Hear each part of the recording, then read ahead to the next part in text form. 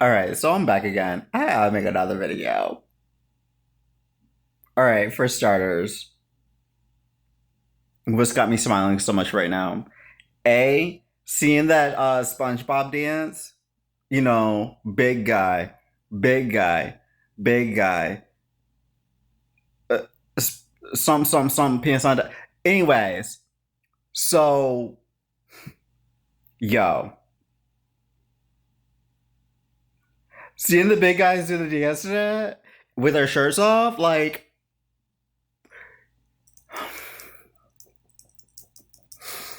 it's hot. I need a fan. It's too hot. This is the kind of gay I am. I get dramatic. All right. And number two,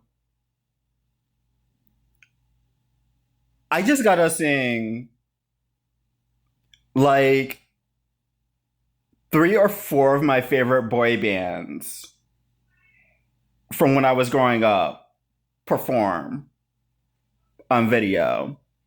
From O Town, Backstreet Boys, NSYNC. Ah, that's three.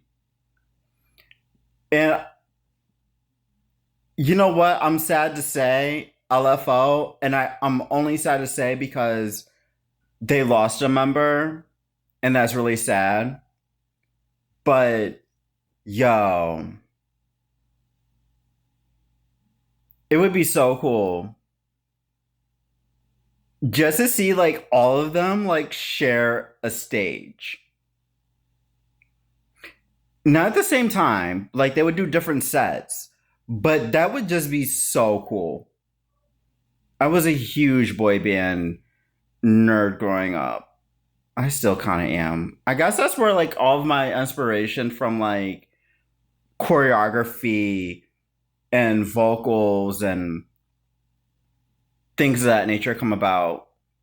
Um and then I got into like R&B, like smoother R&B. Um I cannot name drop off the top of my head. Literally speaking. But I literally cannot I wish I could name drop. But Brandy, Monica for starters, and the list goes on. My parents did not play stuff with profanity. So it was very smooth stuff. Some of the stuff though, as I've come to learn, like with Jade, there's a song called If the Mood Is Right. And probably nobody knows about this song. If the mood is right, we can take all night to push and shove. Size, then you can get my love. Yeah. But anyway, as I've learned as I've gotten older, it's a very sexual song. And once we're able to kind of grasp onto that, like my mom stopped playing that. But anyway, um, just smooth stuff.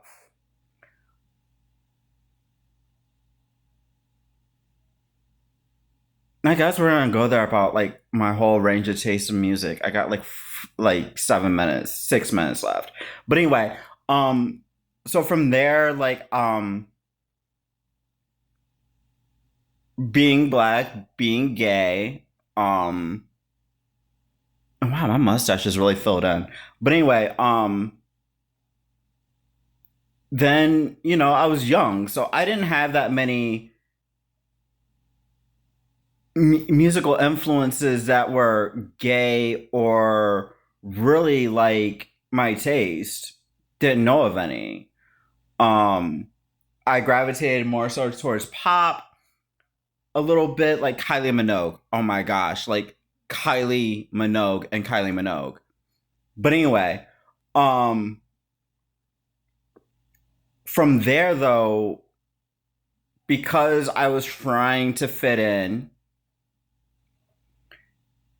I gravitated towards, more hip hop stuff. Ja Rule was producing good records. Ashanti's like her first record was all that. Like I would still bump some Ashanti to this day. Um wow, there's so Mary J. B. Um Mary J. Blige.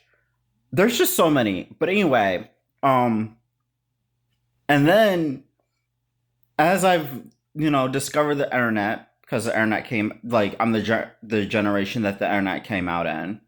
Um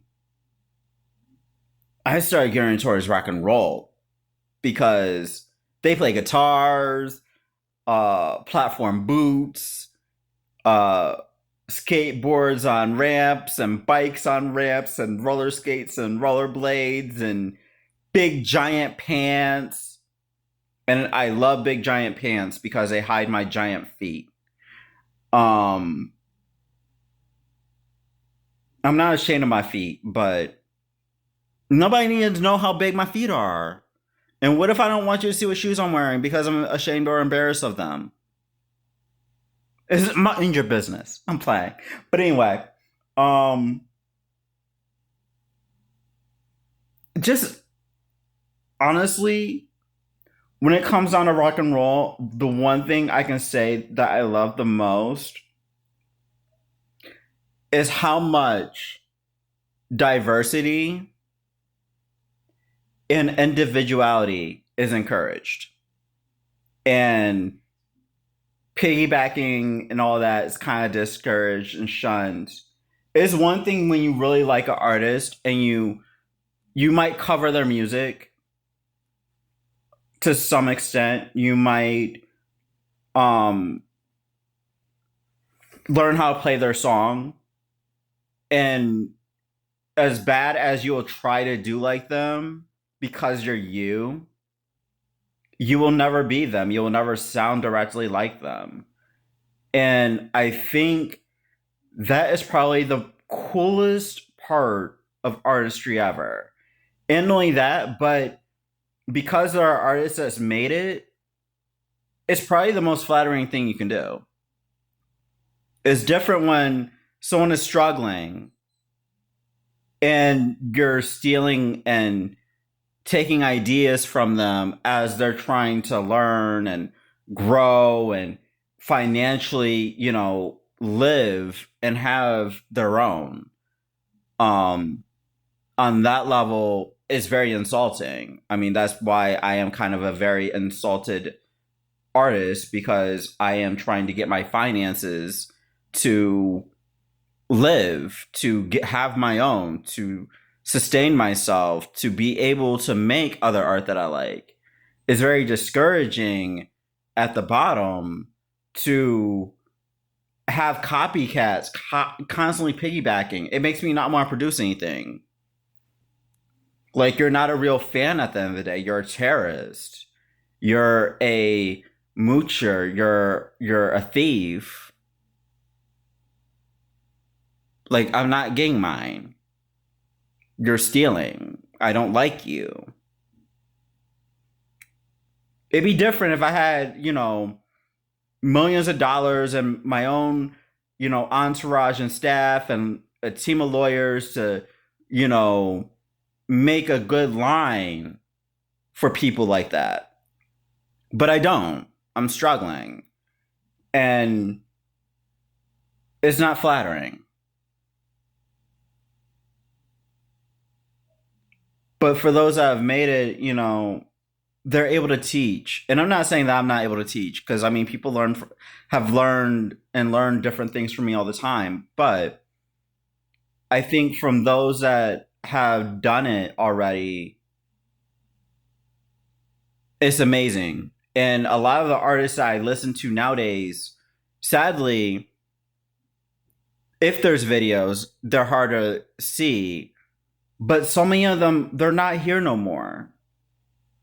And that's sad for me at the end of the day. But anyway, peace.